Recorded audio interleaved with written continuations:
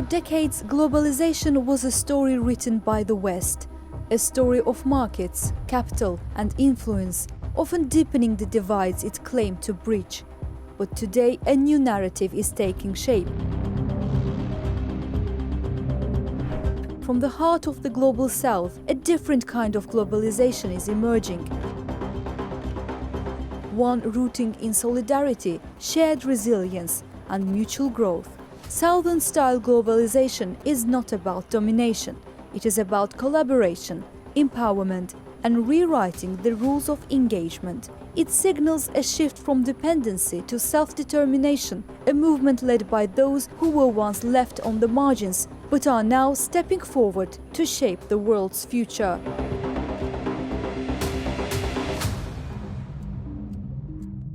We often hear that the Global South is in need of help, but what we rarely talk about is the immense strength, resilience, and innovation that has been born from the challenges faced by these regions.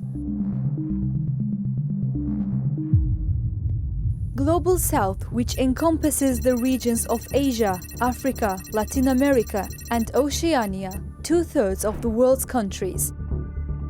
They are often characterized by lower income levels, historical experiences of colonization, and developing or emerging economies.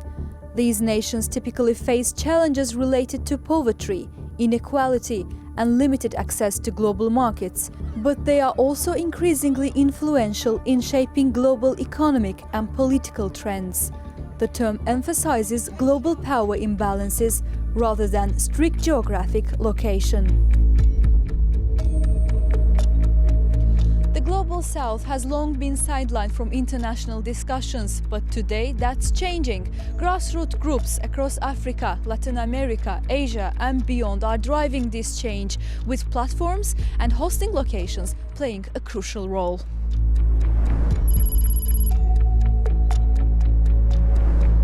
A long-awaited platform for southern countries has finally become a reality. After years of being overlooked and remaining on the margins, the Global South is stepping forward from beneath the equator with a stronger voice.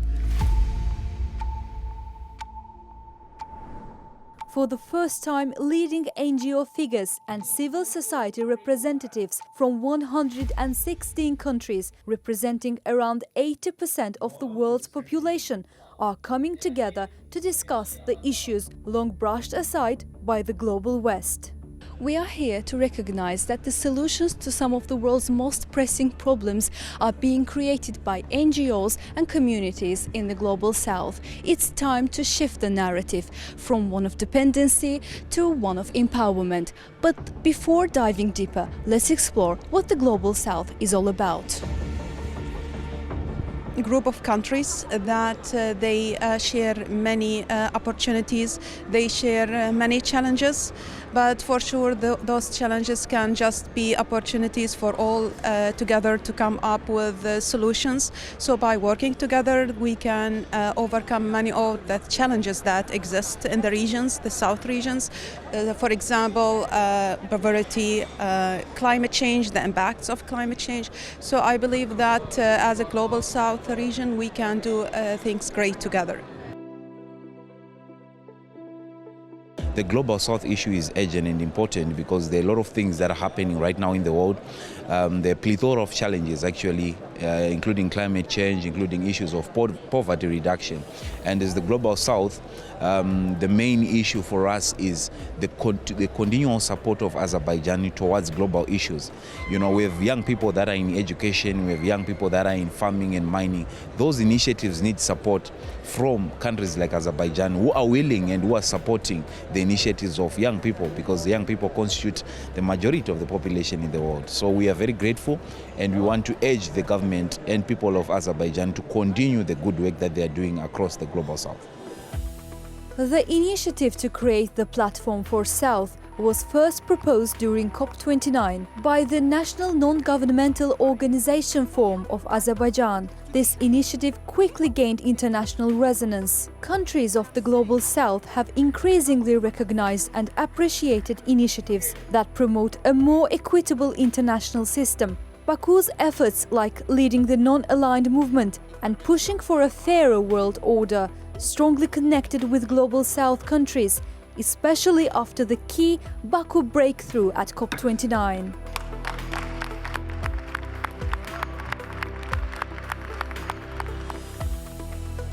The Global South Civil Society Organization platform aims to actively promote the issues facing countries in this strategic region at the international level, advocate a unified position in international organizations, including the UN, and ensure global coordination. It will contribute to uniting efforts to combat injustices such as poverty, the consequences of climate change, colonial legacy, the digital divide, trade inequality, and other challenges. The platform will also promote the South-South cooperation. What do you think is the biggest challenge of the Global South? I actually think the biggest challenge of the Global South right now is uniting and coming as one. It's something I see even in my own continent of Africa because, for example, we have all the resources, we have everything that we need, but we are not able to fully unlock that as Global South because we are not speaking as one voice. We are not speaking together, we are not acting together, we are not coming together. Through the Global South countries, we can be able to achieve so much. We can be able to have proper manufacturing, we can be able to get solutions for our own challenges. Since the world is interdependent, the need for cooperation from the majority of countries is always very welcome. And in the Global South, we are the majority of countries of the United Nations. The Global South is generally considered the countries that are in a process of development, of formalizing a better economic, social, and cultural spheres that have been fundamentally colonialized in the last decades and are in a process of developing that is very, very important. We need, when you talk about the Global South, you talk not necessarily of geography, you talk about the status of development that these countries are in and the status of their economies versus the developed countries. Location matters, not just symbolically, but strategically, as it reflects a commitment to geographic and political balance in global affairs. When discussions are hosted outside traditional Western power centers, they help legitimize diverse narratives and encourage broader participation. In this context, the stage itself becomes part of the message. Azerbaijan has emerged as an important platform for amplifying the voices of the Global South on the international stage. By hosting key summits and fostering dialogue through inclusive forums, it has created space for underrepresented countries to share their priorities and concerns. The value of such platforms lies in their ability to shift global attention toward the challenges and aspirations of nations often left out of major decision-making processes.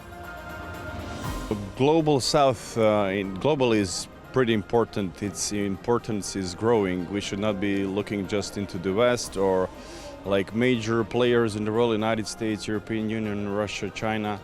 These nations are growing rapidly and this needs to be recognized, and these countries need to have an equal say in the global community.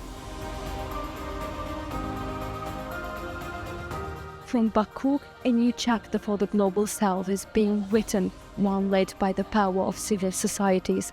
As NGOs unite under common cause, the call for justice, equality, and the global solidarity grows louder. The world is watching.